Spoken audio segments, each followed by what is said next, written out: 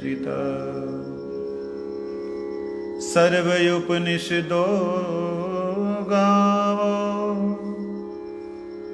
दुग्धा गोपालनन्दना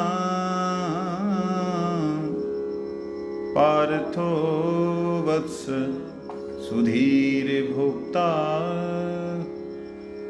दुग्धं गीतामृतं महत् एकं शास्त्रं देवकीपुत्रगीतम् एको देवो देवकीपुत्र एव एको मन्त्रस्तस्य नामानि यानि कर्मप्येकं तस्य देवस्य सेवा कर्मप्येकं तस्य देवस्य सेवा।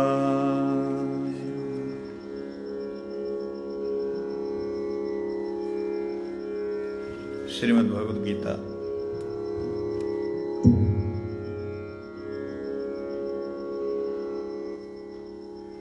18वां अध्याय।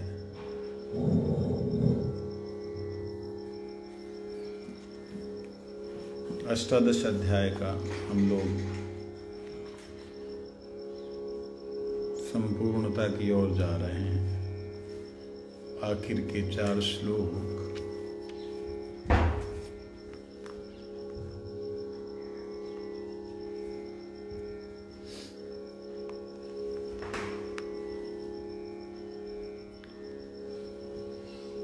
श्रवण कर रहे हैं, जिसमें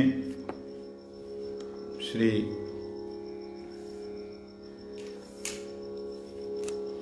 संजय जी कहते हैं कि यो मैंने अभी सुना,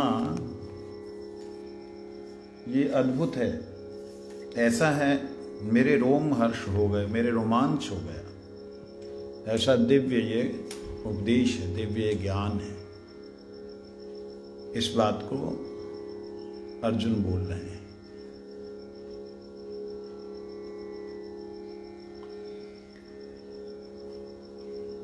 संजय ने इसी बात को दोहराया। अर्जुन ने एकादश अध्याय में यही बात कही कि रोमहर्षण हो रहा है मेरा।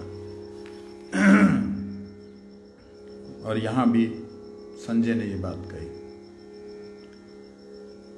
संजय ने सुन करके जो सुनाया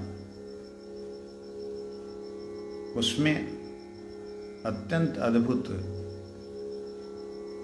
गंभीरता के साथ में संजय इस बात को बोल रहे हैं।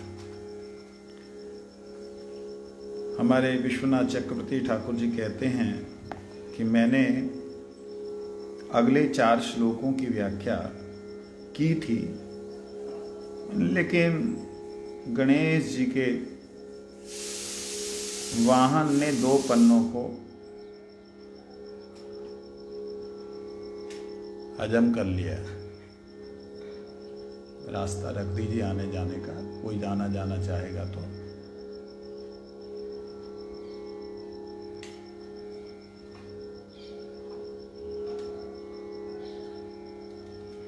तो उन्होंने जैसी गणेश जी की इच्छा, वो कल एक भाव मेरे मन में भी आया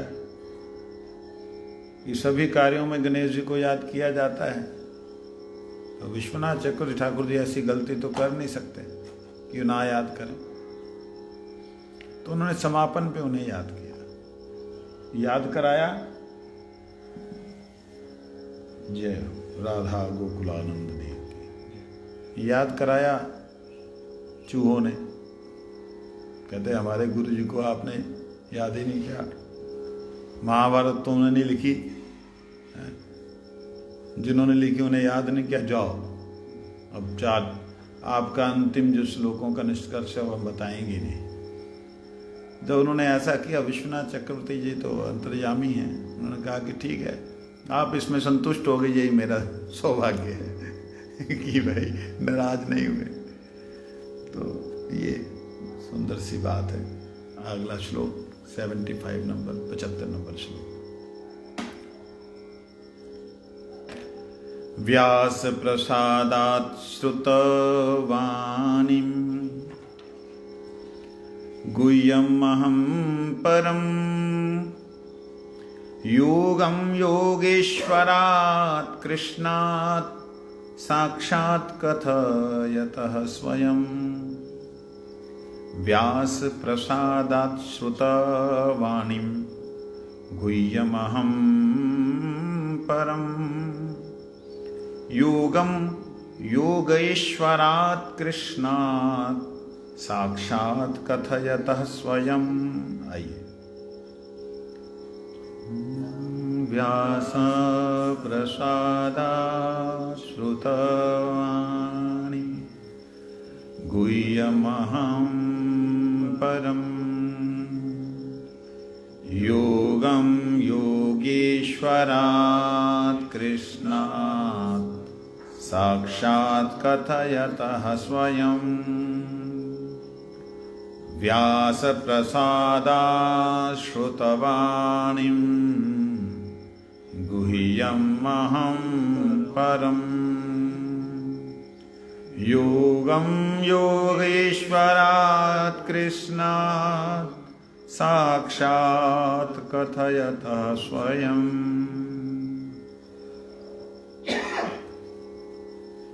भक्ति विनोद ठाकुर जी मर्मानुवाद करते हैं। स्वयं योगेश्वर श्री कृष्ण ने जो कहा था, मैंने वही गुह्यतम परम योग व्यास जी की कृपा से सुना दिया।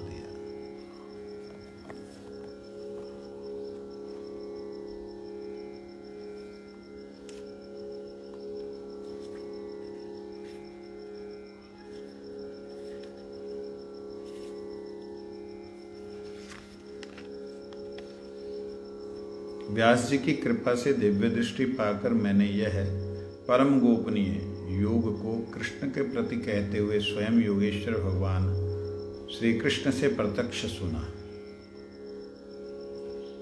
देखिए, आखिरी श्लोक में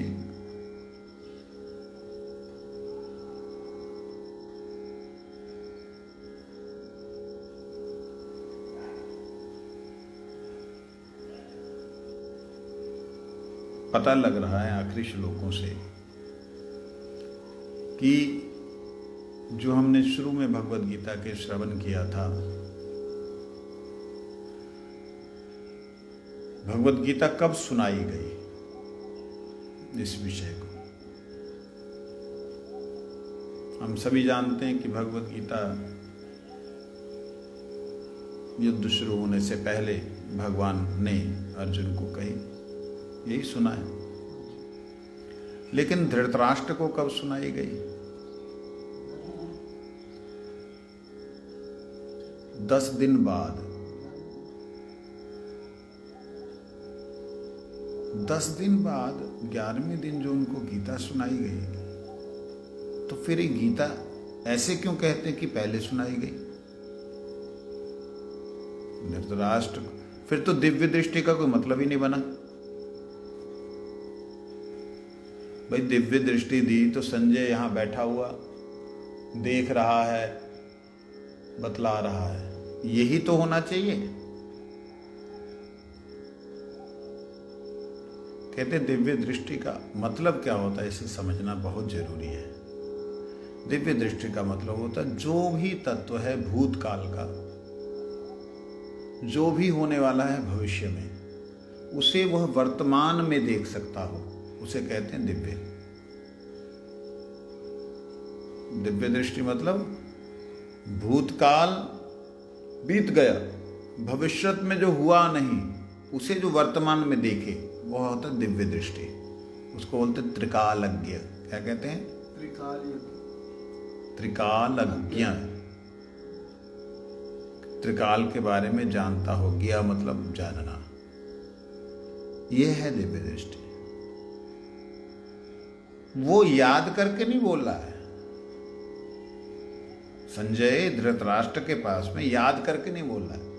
संजय ने धृतराष्ट्र के पास बैठा और बैठ करके अपने हृदय में अंतर्यामी परमात्मा की उस शक्ति का स्मरण किया। करते ही उसको एकदम साक्षात सब कुछ सामने नजर आने लगा, जैसा हुआ था वैसा होने लग गया। जैसा हुआ था वो वर्तमान में क्या होने लगा? वैसा होने लगा। सुन रहे हो? कहीं ध्यान हो रहा है? कई बार क्या होता है कि कोई व्यक्ति होता है, वो सोचता है कि मेरी तरफ ही देख करके बोले, तो ऐसे व्यक्ति के प्रति अलग अलग वक्ताओं की अलग अलग नेचर है। ऐसे व्यक्ति के प्रति मेरे जैसे वक्ता की जो है ना दृष्टि टिकती नहीं। अपने हृदय में श्रवण करने की लालसा, हम उन्हें देख रहे हैं, वो हमें देख के बोल रहे हैं कि नहीं, इसका महत्व नहीं, उनके शब्द मेरे हृदय में जा रहे हैं, मेरे हृदय को पवित्र कर रहे हैं, ये भाव होना चाहिए।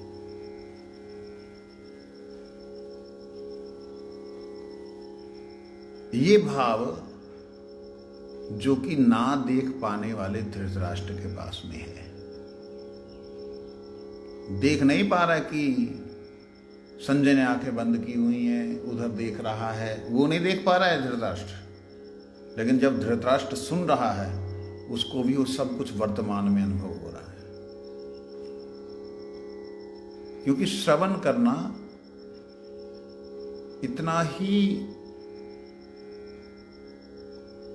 इतना ही महत्वशील है कि श्रवण करते हुए हम प्रत्येक शब्द में चले जाएं। जिस दिन ऐसा होने लगेगा, उस दिन होगी हरि कथा श्रवण। मेरे को एक वैष्णव ने बोला था, परम पूज्यपाद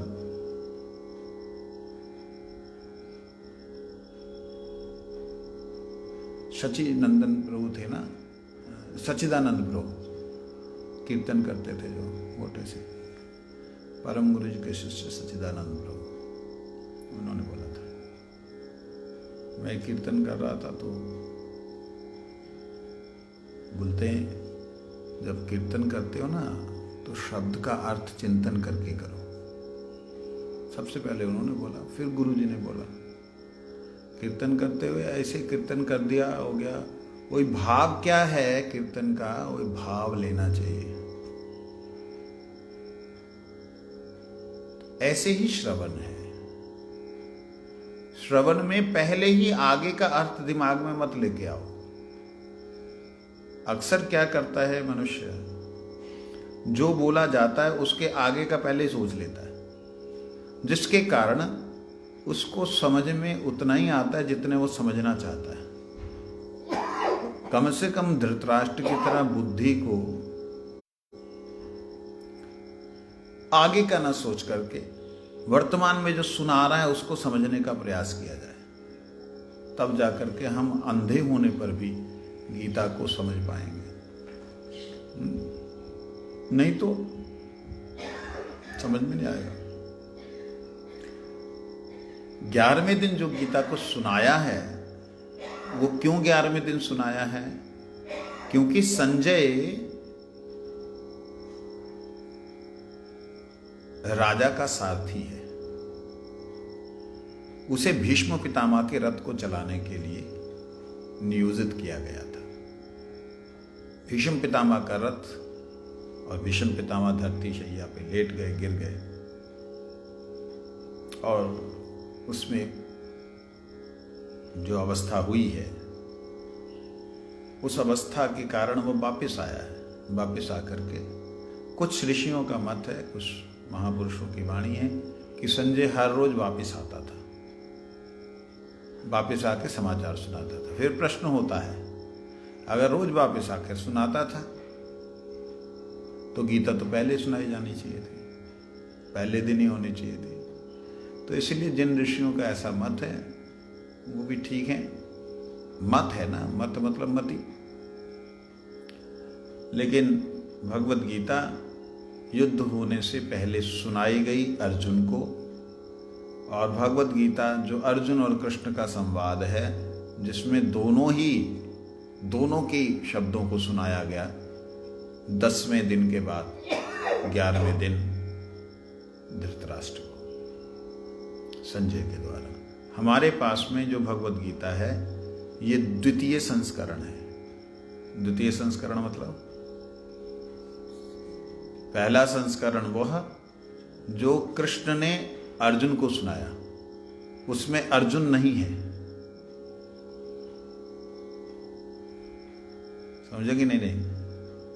जो कृष्ण ने अर्जुन को सुनाया वो पहला भगवत गीता का संस्करण है।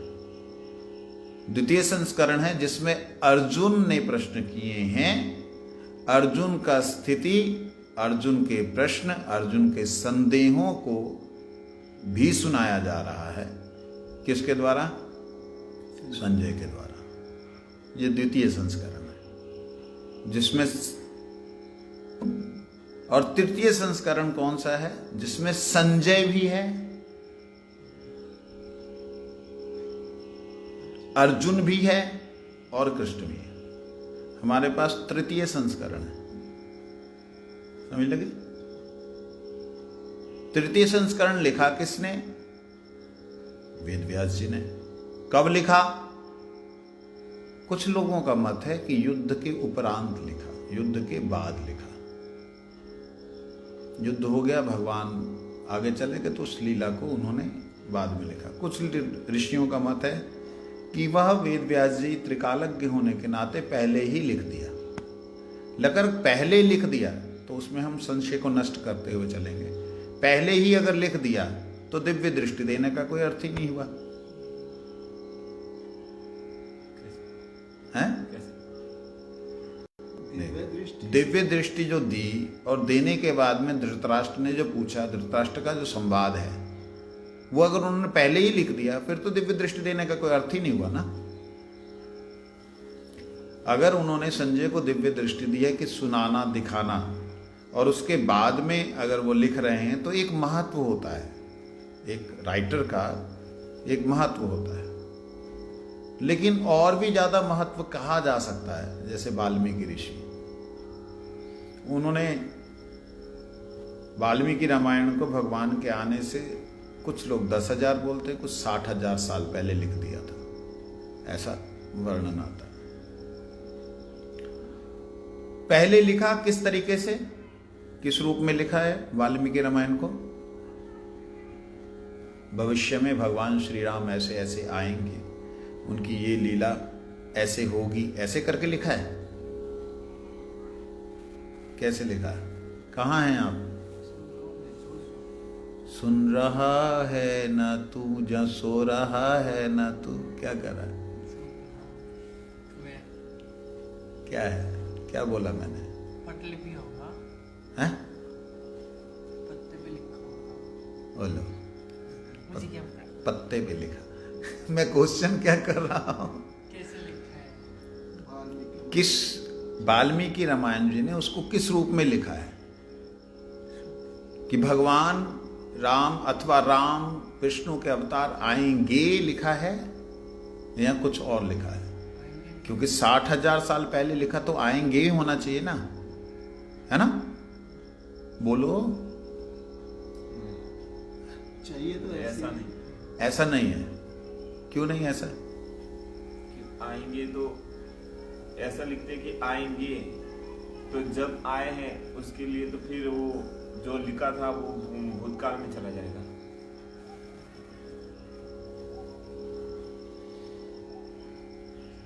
वो तो हमेशा भविष्य रहेगा। अगर लिखा रहेगा आएंगे तो हमेशा भविष्य में रहेगा। कभी भी उसको पढ़ेंगे तो आएंगे मतलब अगली बार भी आगे ही आएंगे, तो भूतकाल में नहीं जाएगा, वो भविष्य में ही रह जाएगा। इसीलिए मैंने बोला दिव्य दृष्टि जिनकी है वो भूत को भी वर्तमान में देखते हैं, भविष्य को भी वर्तमान में देखते हैं। वो देखते हैं ऐसे जैसे सामने घट रहा है। समझ लगी? तो अगर वेद व्यास जी की त्रिकालज्ञ दृष्टि के कारण, दिव्य दृष्टि के कारण अगर हम ये बात कहें ऋषियों की कि महाभारत जो है वह काव्य पहले ही लिख दिया गया, तो इसमें कोई दोष नहीं है। क्यों दोष नहीं है? त्रिकालज्ञ हैं, उन्होंने वर्तमान देख करके लिखा। त्रिकालज्ञ हैं इसीलिए उन्होंने जाकर के उससे बात की। किसको? धृतराष्ट्र से। हे धृतराष्ट्र, तुम सर्वनाश करने की तरफ चल रहे हो। मैं जानता हूं मेरे बोलने पर भी, मेरे मना करने पर भी तुम मानोगे नहीं। 5 गांव उनको दे दो, तुम्हारा क्या जा रहा है। मैं ये भी जानता हूं कि कृष्ण के कहने पे भी तुम ना मानोगे, परंतु फिर भी मैं समझाने आया हूं, शायद तुम समझ जाओ, शायद विधि के लेख को तुम बदल दो। तब धृतराष्ट्र बोलता है, जब विधि ने लिख दिया है तो महाराज वो तो होगा ही होगा। तो कहने के अभिप्राय, वेदव्यास जी ने पहले लिखा बाद में लिखा, इसके ऊपर ज्यादा हमें जाने की जरूरत नहीं है। पहले लिखा तो भी ठीक बात है, बाद में लिखा तो भी ठीक है। क्यों लिखा? वेदव्यास जी ने लिखा, इसलिए ठीक है। इसमें कोई कल्पना नहीं। अच्छा, ऋषियों की एक विशेषता रही, उन्होंने एज इट इज डाल दिया। तुम समझो सही, समझो गलत। ओ प्रभु, वो क्या हो रहा है ऊपर?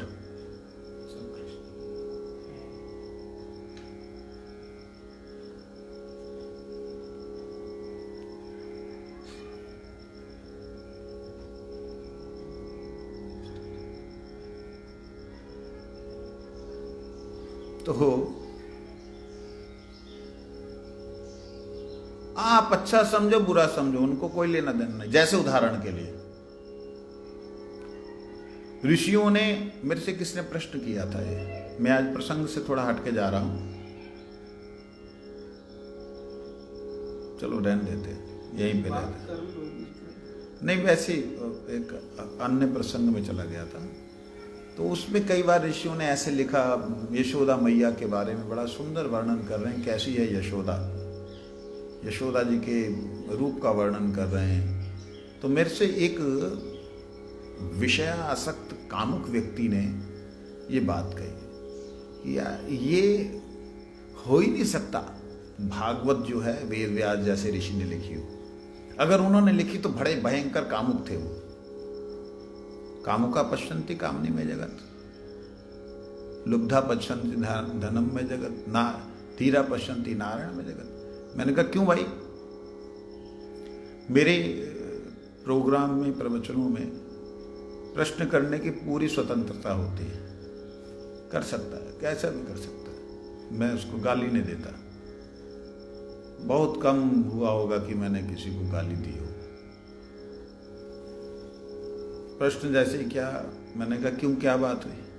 कहते कमाल है, मां के बारे में लिख रहे हो आप भाई, यशोदा के बारे में। उसके पतले पतले कपड़े हैं, उनके जो है नितंब, उनके जो कूल्हे हैं वो ऐसे नजर आ रहे हैं मटके की तरह, उनकी कमर ऐसी नजर आ रही सुराही की तरह, उनके स्तनमंडल ऐसे नजर आ रहे हैं। कहते ये सब क्यों लिखा? अब देखिए उसकी सोच कहां गई, बाकी सारी लीला भूल गया। जो कृष्ण के पीछे दौड़ रहे हैं उसमें वर्णन आता है, और इसके अलावा भी वर्णन आता है। तो कहते बताओ, मतलब मां के बारे में भी आप ऐसे लिखोगे? मैंने उसको बोला जैसी है वैसा लिखा है, अगर वो सुंदर है तो सुंदर ही लिखा है। तेरी बुद्धि में विकार आ रहा है, इसका मतलब ये नहीं कि सुंदर को बोले ही ना कुछ, उसकी सुंदरता का वर्णन ही ना करे। सुंदर है सुंदर है यशोदा, है उसकी कमर सुराही की, गर्दन सुराही की तरह और कमर हिरणी की तरह, है तो है, सुंदर है भाई। तुम्हारी तरह शरीर नहीं है उन लोगों का कि बालक का जन्म हुआ तो बन गई। मैं अपशब्द नहीं बोलना चाहता, मैं कहता तुम्हारी मां की तरह शरीर नहीं कि जर्जर हो गया। नित्य नवीन कृष्ण को नित्य नवीन रूप से आनंद देने के लिए भगवान की जो पार्षद हैं नित्य ही रहते हैं, उनका स्वरूप ऐसे ही सुंदर होता है। वर्णन किया तो किया, इसमें क्या गलती है? मैं तो और ज्यादा मेरे को अच्छा लग रहा है। मैंने तो अभी तक पढ़ा नहीं था, उस वक्त तक मैंने पढ़ा नहीं था। मैंने कहा अभी तक तो मैंने पढ़ा नहीं था, लेकिन अब तो मेरे को और अच्छा लग रहा है कि माँ इतनी प्यारी, इतनी सुंदर है। अरे अपनी माँ अगर सुंदर है तो इसमें कृष्ण को क्या विकार होगा? विकार होगा तो तेरे जैसे दुष्ट बुद्धि को। फिर गोपियों के बारे में बोलने लगा, उनका ऐसा वर्णन, ये वर्णन, वो वर्णन। मैंने कहा जो जैसा है ऋषियों ने एज इट इज रख दिया।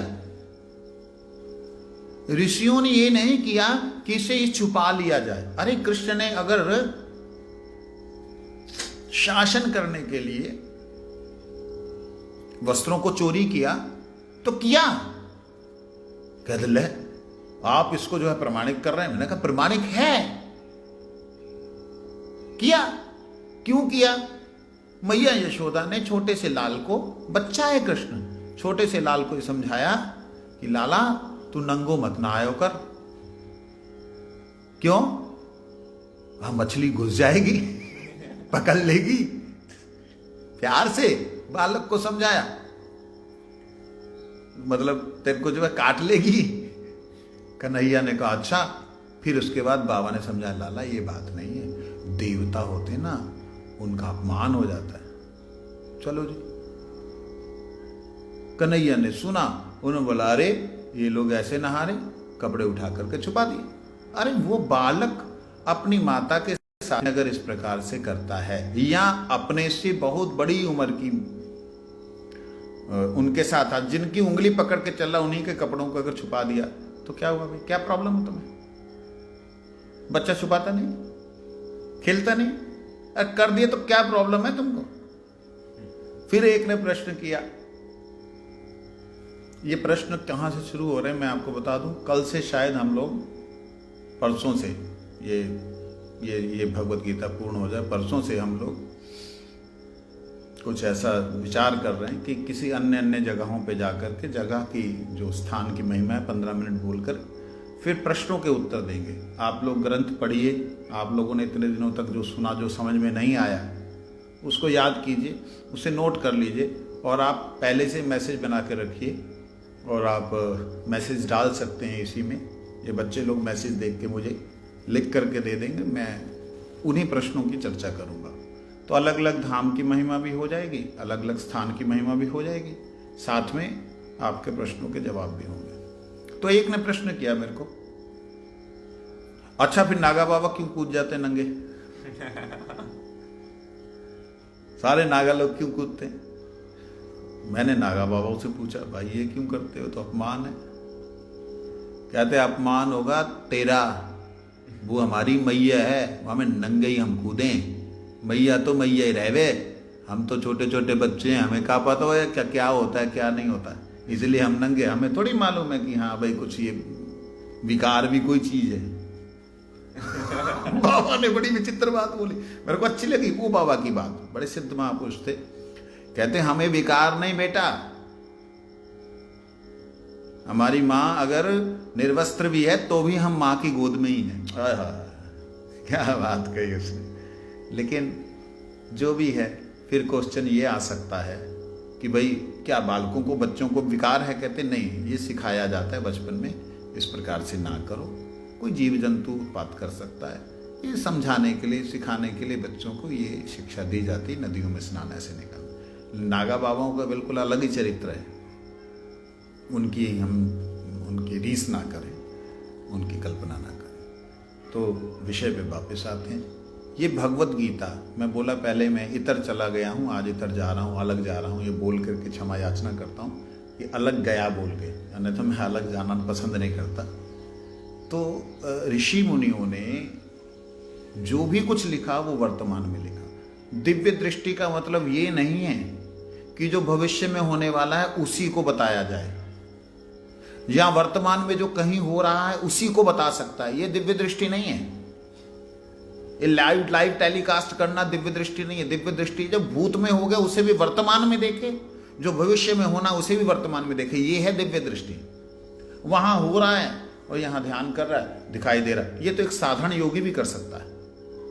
एक साधारण योगी मतलब जो योगी एलिवेटेड हो गया, अपने आप को जिसने 5 तत्वों से ऊपर उठा लिया है, वो भी कर सकता है। मैं तो देखा, मैं हैरान हो गया। आप लोगों की नॉलेज के लिए एक बात कह रहा हूं। मेरे कमरे की, मेरे बाथरूम में एक छिपकली 10 दिन से पड़ी है। अब 10 दिन से ऊपर ही हो गए होंगे। जब मैं राजपुरा गया था उससे पहले से वो पड़ी थी, और जब मैं आकर देखा तब भी वहां पड़ी थी। आज फिर मैंने उसे हिलाया, वो हिली, इधर को हुई, 10-11 दिन हो गए, बात सोचने वाली। 10-11 दिन से वो बिल्कुल निश्चिष्ट पड़ी है, और अगर गौर से देखता हूं तो उसका श्वास भी पता ही नहीं लगता कि श्वास ले रही है। तो योगियों से श्रेष्ठ तो इसकी स्थिति है छिपकली की। आजकल के योगियों की बात कर रहे हैं, जो योग योग योग योग कर रहे हैं, उनसे बढ़िया तो छिपकली योग करती है। सांप योग करता है। सांप 6 महीने 8 महीने उसे पता ही नहीं होता कि वो है कहां। सर्प का जो ध्यान है वो अपनी जिह्वा को ही अपने नाक में डाल ले, उल्टा कर लेता है, उल्टा करके अपना ही रस अपने में लेता रहता है। और जब वह 8 महीने बाद गर्मी से तड़पता हुआ, किलकिलाता हुआ, जब चिलचिलाती धूप पड़ती, उसमें जब बारिश होती तो उसको हुमस होती, हुमस से जब बाहर आता है तो ऊपर की उसकी स्किन जो है इतनी जड़ हो चुकी होती, हिली नहीं है, जड़ हो चुकी है कि वह उसके ऊपर से फिर उसको निकालता है, और निकल के उसमें से स्किन अलग कर देता है।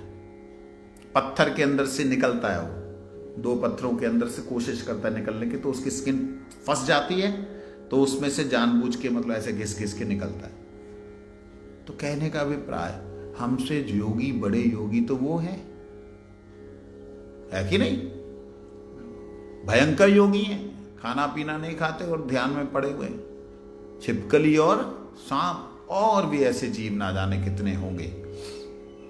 मेढक भी ऐसे ही है। मेढक की स्किन उतारता है, वो चाट के खा जाता है अपनी स्किन को। तो मैं जो कहना चाहता हूं कि यहां पर योगम योगेश्वरात, ये जो योग कहा गया है योगेश्वर के द्वारा कहा गया है। ये योग वह योग है जिस योग में ये छिपकली, सांप और ये नहीं, यहां तक कि महायोगी लोग आते जिनको 1000 साल तक कुछ पता ही नहीं लगता कि उनका शरीर है भी है कि नहीं है।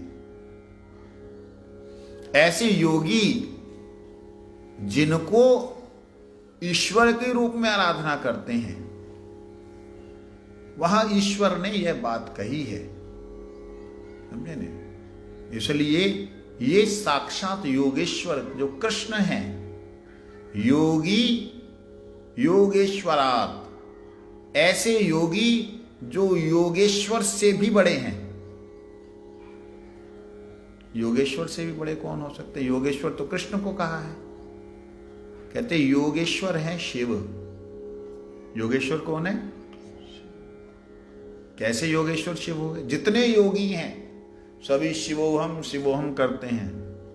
वह शिव भी जिनको ईश्वर मानते हैं, उस योगी के योगेश्वर। नहीं समझे? शिव को क्या कहते हैं? महायोगी, परम योगी। शिव कौन है? महायोगी, परम योगी। और यहां तक कि शिव को योगेश्वर शब्द के द्वारा भी वेदों में संबोधन किया है।